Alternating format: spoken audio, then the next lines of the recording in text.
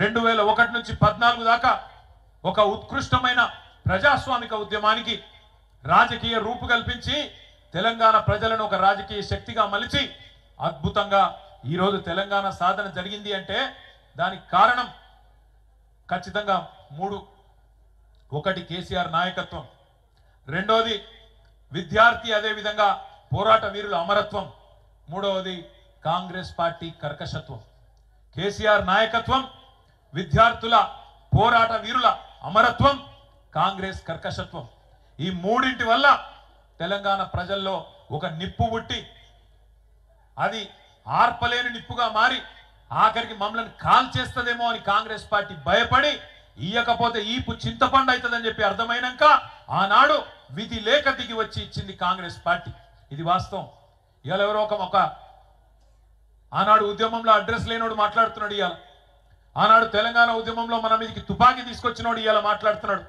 సోనియమ్మ తెలంగాణ ఇవ్వకపోతే మీరు నాంపల్లి దర్గా కాడ అడుక్క తింటుండే అని మాట్లాడుతున్నాడు. తెలంగాణ ప్రజలను ఉద్దేశించి ఇవాళ గద్దెనెక్కినోడు ఆయన. ఇవాళ అదృష్టవంతుడు, అధికారం ఆయనకు ఉండొచ్చు, అధికారం నీకుండొచ్చు, కానీ తెలంగాణ ప్రజల అభిమానం ఖచ్చితంగా కేసీఆర్ కు ఈ గులాబీ జెండాకే ఉన్నది. ఇది అక్షర సత్యం. నువ్వు ఇవాళ అరిచేతుల వైకుంఠం చూపెట్టి 6 గ్యారెంటీలు అని చెప్పి 420 హామీలు ఇచ్చి దొంగ మాటలు నంగనాచి కబుర్లు చెప్పి ఇవాళ నువ్వు గెలవచ్చు. కానీ ఒకటి మాత్రం వాస్తవం బిడ్డ, ఏ రోజుకైనా ఏనాటికైనా తెలంగాణ చరిత్ర రాసిన రోజు కేసీఆర్ గారు హిమాలయాల పర్వతం అంతా ఎత్తున ఉంటే కనీసం నువ్వు ఆయన కాలి గోరికి కూడా సరిపోని పాత్రలో ఉంటావు అనేది అక్షర సత్యం. ఇలా ఏ ఊరికన్నా పోదాం, ఏ ఊరికన్నా పోదాం, ఏ తాండా కన్నా పోదాం, ఏ బస్తీ కన్నా పోదాం, ప్రజలు ఏమనుకుంటున్నారో నీ సంవత్సరం పాలన గురించి ఒకసారి తెలుసుకో దమ్ముంటే నేను అడుగుతా ఉన్నా.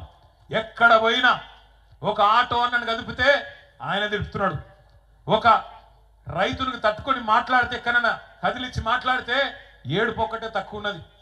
మహిళలను ఏమమ్మా ఎట్లున్నారంటే వాళ్ళు బాధలే చెప్తున్నారు.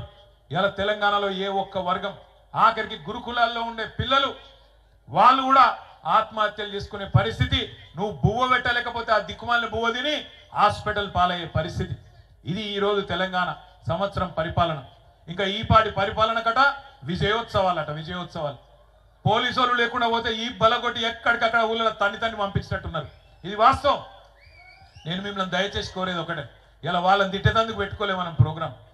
వాళ్ళని తిట్టేందుకో వాళ్ళ గురించి మాట్లాడుకుంటందుకో కాదు, యాద్ చేసుకోవాలి మనం.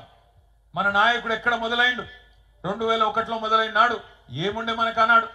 ఈరోజు పెద్ద వేదికలు ఉన్నాయి, ఇంతమంది నాయకులు ఉన్నాం, బ్రహ్మాండంగా అంగరంగ వైభవంగా ఇట్లాంటి కార్యక్రమాలు చేసుకున్నందుకు వనరులు ఉన్నాయి, మనుషులు ఉన్నారు, అన్ని ఉన్నాయి. ఆ రోజు ఎవరున్నారు? కేసీఆర్ గారికి మనీ పవర్ లేదు, మజిల్ పవర్ లేదు, మీడియా పవర్ లేదు, క్యాస్ట్ బేస్ లేదు, ఏది లేదు. తెలంగాణ సమాజం నిండా అనుమానం.